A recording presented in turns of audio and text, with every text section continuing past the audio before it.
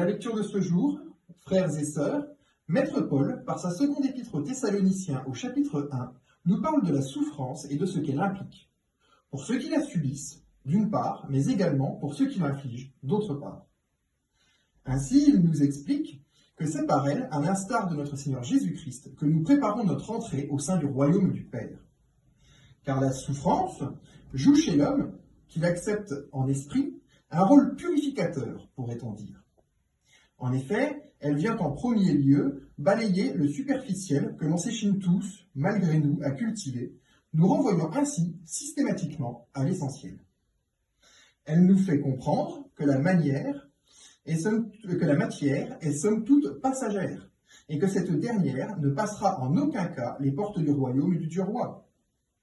À l'instar de la cosse de graines, qui également ne survit nullement au développement de la plante, dont elle renferme pourtant à un certain moment le potentiel futur.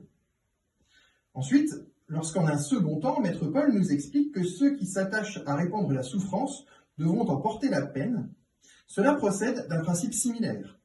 Si en effet, recevoir correctement la souffrance imposée permet de relativiser les choses impermanentes, s'attacher à une logique de vengeance liée à la matière par des chaînes intangibles, celui ou celle qui s'y essaierait. De sorte qu'on entrerait ainsi en une logique comptable, sorte de mathématisation du monde, focalisant notre attention sur la forme juridique des rapports humains et non sur la liberté en l'esprit. C'est pourquoi, en ce dimanche, frères et sœurs, je souhaiterais que nous nous focalisions sur les actions concrètes que nous pourrions entreprendre et qui permettraient dès lors de nous éviter pareille torpeur de l'âme. On pourrait commencer par essayer d'adopter une présence consciente face aux problématiques du quotidien, faire en sorte de faire travailler notre intelligence au lieu de produire des réponses toutes faites, dénuées de toute forme d'empirisme et de considération.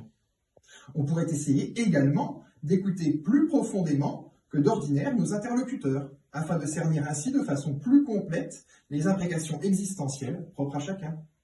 On pourrait essayer enfin, pour citer un dernier exemple, de ne parler que de l'essentiel, évitant ainsi les sujets creux portant entre autres choses sur la météo du jour.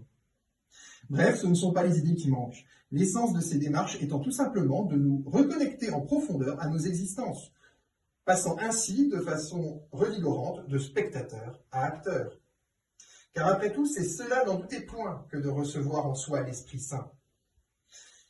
Celui-là même qui donne la vie et octroie le pardon des péchés. Amen.